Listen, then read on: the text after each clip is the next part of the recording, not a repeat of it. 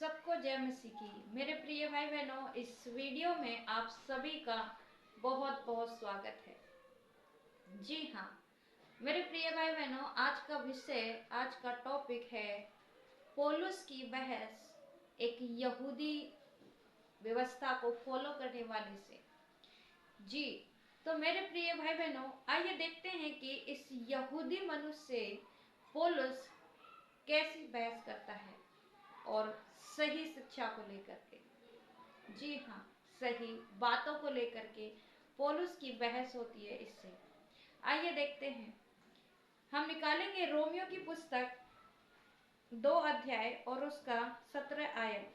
यहाँ लिखा है, यदि तू यहूदी कहलाता है और व्यवस्था पर भरोसा रखता है और परमेश्वर के विषय में घमंड करता है और उसकी शिक्षा जानता और व्यवस्था की शिक्षा पाकर उत्तम उत्तम बातों को प्रिय जानता है और अपने पर भरोसा रखता है कि मैं अंधों का अगुआ और अंधकार में पड़े हुओं का ज्योति। तो मेरे प्रिय भाई बहनों, ये एक ऐसा मनुष्य था जो व्यवस्था को फॉलो करता था और व्यवस्था की उत्तम उत्तम बातें यानी कि अच्छी अच्छी बातों को ये जानता था, अच्छी अच्छी बातों को ये मानता था मेरे प्रियो। लेकिन हम देखते हैं कि इसको एक घमंड था कि मैं परमेश्वर को जानता हूँ, मैं व्यवस्था को जानता हूँ जी, और मैं सिखाने वालों को सिखाता हूँ। इसको इतना भरोसा था कि मैं अंधों का अगुवा हूँ, निर्बुद्धियों को बुद्धि देने वाला हूँ और जो अंधकार में पड़े हैं मैं उनकी ज्योति हूँ। खुद को इतना मानता था ये व्यक्ति। तो आइए हम देखते हैं कि पौलुस क्या कहता है इससे। लिखा है, और बुद्धिहीनों का सिखाने वाला और बालकों का उपदेशक हूँ और ज्ञान और सत्य का नमूना जो व्यवस्था में है मुझे मिला है। अतः क्या तू जो दूसरों को सिखाता है अपने आप को नहीं सिखाता? जी, पौलुस इससे बात करता और कहता है कि क्या जब तू दूसरों को सिखाता है तो अपने आप को नहीं सिखाता? कौन सी बात है? तो मेरे प्रिय भाई बहनों, ये जो सिखाता था उसको खुद फॉलो नहीं करता था। ये एक ऐसा व्यक्ति था। तो आज मसीहत में कुछ ऐसे बहुत से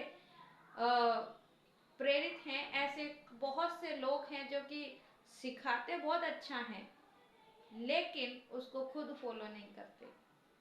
जी, सिखाएंगे बहुत कुछ, बहुत अच्छा अच्छा सिखाएंगे लेकिन उसको फॉलो नहीं करेंगे। तो आइए देखते हैं कि क्या कहता है पौलुस। तो लिखा है कि क्या तू अपने आप को नहीं सिखाता? अब कौन सी बातें हैं जो पौलुस कहता है कि क्या तू अपने आप को नहीं सिखाता?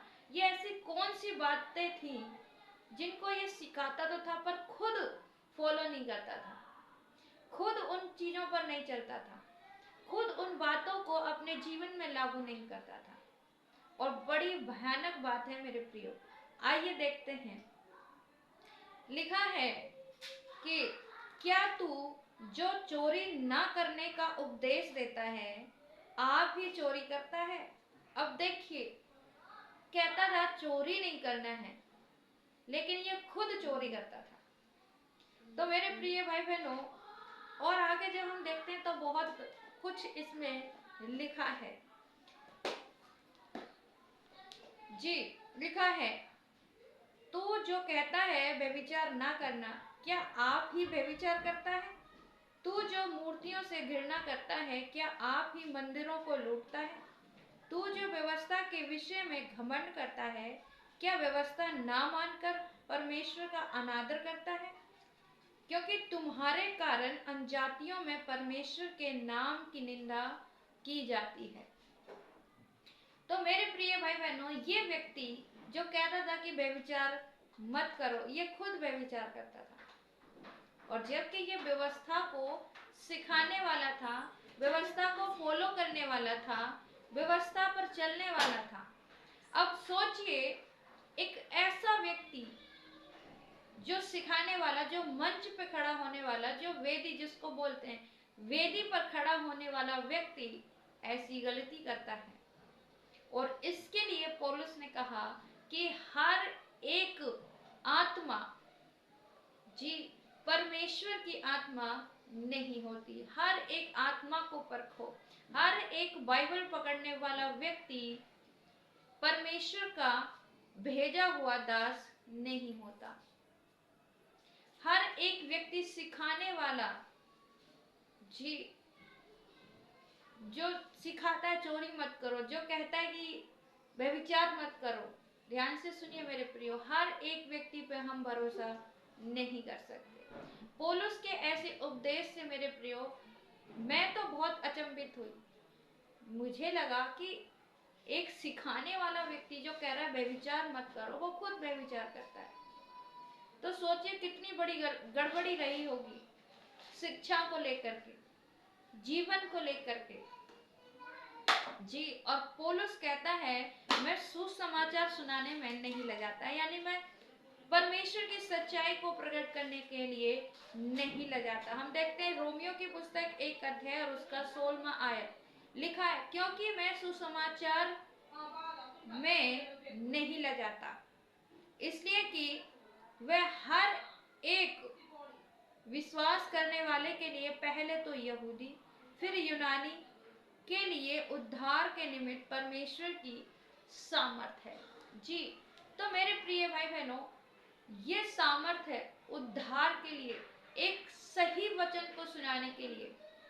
ये हर किसी को नहीं मिलती है जी, हर किसी को नहीं मिलती है। तो हर किसी प्रचारक को पहचानिए, परखिए। पौलुस कहता है आत्माओं को परखो, हर एक आत्मा की प्रतीति मत करो। तो मेरे प्रिय भाई बहनों, आज बहुत से ऐसे लोग हैं जो पुलपिट पे खड़े होकर के कहते हैं व्यभिचार मत करो, चोरी मत करो, हत्या मत करो, लेकिन वो खुद इन कामों को करते हैं। और मैं तो ऐसे कई पासवानों को जानती हूँ।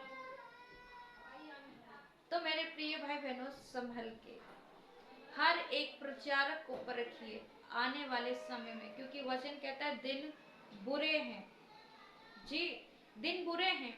आइए हम देखते हैं, जब हम देखते हैं इफिसियों की पुस्तक जी, इफिसियों की पुस्तक 6 अध्याय, और पौलुस देखते हैं कि अपनी कलीसिया को या इफिसियों की कलीसिया को किस रीति से शैतान के सामने खड़े रहने के लिए तैयार करता है। आइए देखते हैं 6 अध्याय, इफिसियों 6 अध्याय और उसका 10वां आयत। तो लिखा है, इसलिए प्रभु में और उसकी शक्ति के प्रभाव में बलवंत बनो, परमेश्वर के सारे हथियार बांध लो कि तुम शैतान की युक्तियों के सामने खड़े रह सको। तो मेरे प्रिय भाई बहनों, पौलुस अपनी कलीसिया को कहता है कि तुम परमेश्वर के सारे हथियारों को बांध लो जी। हर एक प्रचारक को परखो अपनी समझ से, अपनी बुद्धि से मेरे प्रियो, परमेश्वर के वचन को समझो। अगर आपने नहीं समझा, आप कर जाओ, पूरी ताकत लगा दो समझने के लिए, पूरी बुद्धि लगा दो समझने के लिए। तो वचन कहता है, देखते हैं, लिखा है परमेश्वर के सारे हथियार बांध लो कि तुम शैतान की युक्तियों के सामने खड़े रह सको। आज शैतान कई प्रकार की युक्तियों को निकालता है जी, ताकि वो विश्वासियों को भटका सके और अपने लोगों के अंदर गड़बड़ी को फैला सके। तो मेरे प्रिय भाई बहनों, इन सब चीजों को आप देखिए, इन सब चीजों को समझिए जी। तो देखते हैं कैसी कैसी चीजों से वो तैयार करता है। लिखा है, इसलिए परमेश्वर के सारे हथियार बांध लो कि दिन बुरे हैं जी।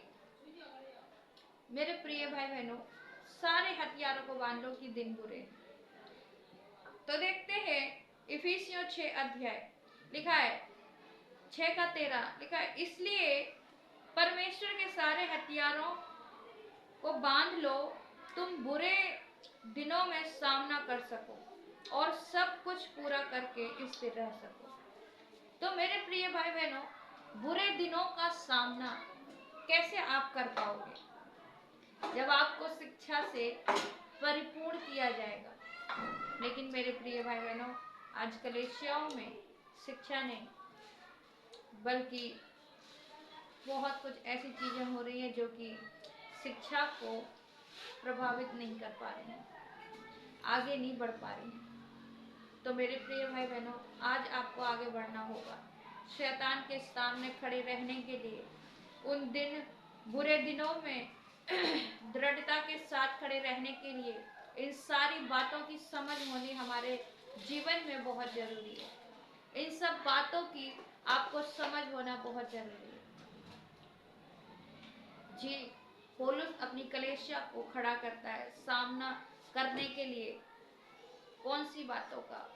जो शैतान बुरी शिक्षाओं को फैलाएगा। लिखा है ना कि झूठे भविष्यवक्ता, झूठे मसीह भविष्यवक्ता उठ खड़े होंगे। तो मेरे प्रिय भाई बहनों, झूठ की बातों से, झूठे प्रचारों से, झूठे प्रचारकों से कैसे आप बचोगे? जी, क्योंकि आप खुद जानते हैं कि यीशु मसीह के पास भी शैतान वचन को लेकर के आया। तो मेरे प्रिय भाई बहनों, आज की डेट में भी यही होगा। वचन से ही भरमाएगा, वचन से ही मनुष्य के सामने वो खड़ा होगा और कैसे आप उसे परखोगे? तो मेरे प्रिय भाई बहनों, अब पौलुस क्या कहता है? लिखा है इसलिए सत्य से अपनी कमर कसकर और धार्मिकता की झिलम पहनकर और अपने पांवों में मेल के सुसमाचार की तैयारी के जूते पहनकर और इन सब के साथ विश्वास की ढाल लेकर स्थिर रहो, जिससे तुम उस दुष्ट के सब जलते हुए तीरों को बुझा सको और उद्धार का टोप और आत्मा की तलवार जो परमेश्वर का वचन है ले लो। तो मेरे प्रिय भाई बहनों, परमेश्वर का वचन है, ले लो। लिखा है सत्य से अपनी कमर को कसकर, सत्य से खुद को तैयार कर कर, जी, सच्चे उपदेशों से खुद को तैयार कर कर, सच्चे वचनों से खुद को तैयार कर कर। जैसा कि हम देखते हैं मेरे प्रियो, वचन कहता है कि भेड़िए भेड़ों का रूप धर के, भेड़ों का भेष में आते हैं सिखाने के लिए, वो फाड़ने वाले भेड़िए। तो मेरे प्रिय भाई बहनों, उन सब के सामने कैसे खड़े रहोगे? और जबकि वो वचन को ही लेके आते। तो पौलुस तैयार कर रहा है, अपनी समझ से, बुद्धि से तैयार हो जाओ। तो प्रभु आप सभी को बहुत बहुत आशीष दे। सबको जय मसीह।